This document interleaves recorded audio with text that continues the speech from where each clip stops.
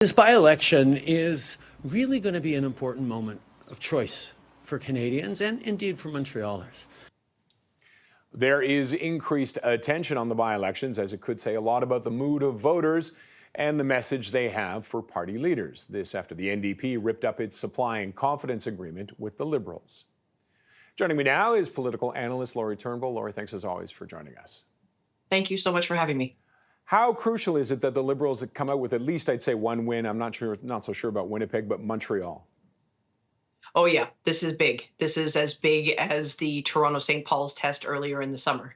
I think if they don't win Montreal, then you're going to see even more panic and even more concern and push on the Prime Minister for a different strategy. Now, if the other thing is if they don't win, that helps the people who want to have this frank conversation with the Prime Minister, who seems like he's absolutely not going anywhere. He said that. If they don't win the riding, caucus members and people outside the party can, I think, probably have a bit more, if I can say, leverage in that conversation with the Prime Minister. But I'm not sure it's going to change anything. I think, when he says I'm going to stick around, he means it. And how would, so if this goes the other way and goes towards the NDP or the Bloc, I believe it's kind of a three-way race right now, how would either of those victories be interpreted? I think it would be interpreted as a crumbling of the Liberal base because, in some ways, there's never a totally safe riding. You have to, every party has to compete. You got to put up the candidate. You got to get the ground game going. The leadership matters. You've got to get momentum around it. By-elections are always tricky because you usually have a lower voter turnout and it's harder to get people to get their attention on it because there are other things going on. Whereas in a general election, it has this sense of taking over.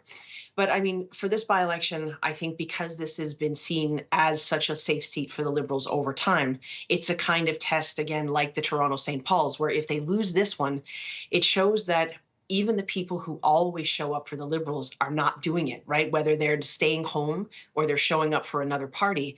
If they don't win this, it means the base is crumbling. And so, again, that would be a message to the people in the party that there needs to be a major shift if they're going to, if there's a chance at all of them avoiding collapse in the next election.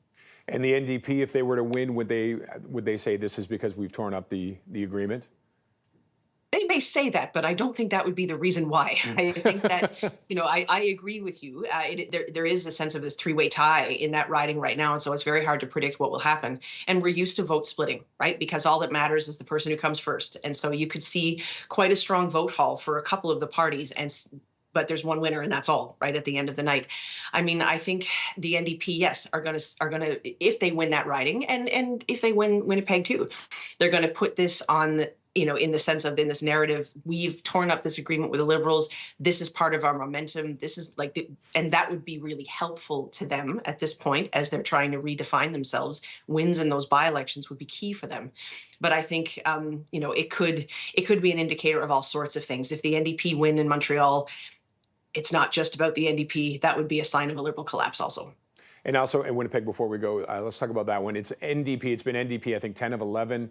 But it's Blakey, really, isn't it? And what would it say with a Conservative win there?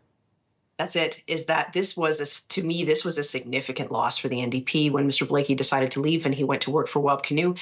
So I think if that doesn't go the NDP's way, kind of a similar thing. This is seen as a safe seat for the NDP, something they held for a long time. If they don't manage to turn that into a win, that's going to take the wind out of the sails of this, kind of renewed approach for the NDP. And as much as Jagmeet Singh has said this, it's not a reflection on me. It's not a test of leadership. It's always a test of leadership. So I think, those are going to be uncomfortable questions for him in the event that it doesn't go their way.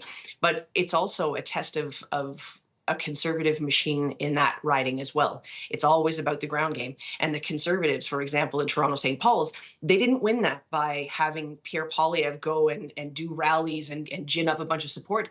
They won it by an excellent ground game, running the right candidate, keeping a kind of steady but not really loud campaign the whole time. And so we'll see. We'll see what happens. Okay. Lori, thank you as always for your insight.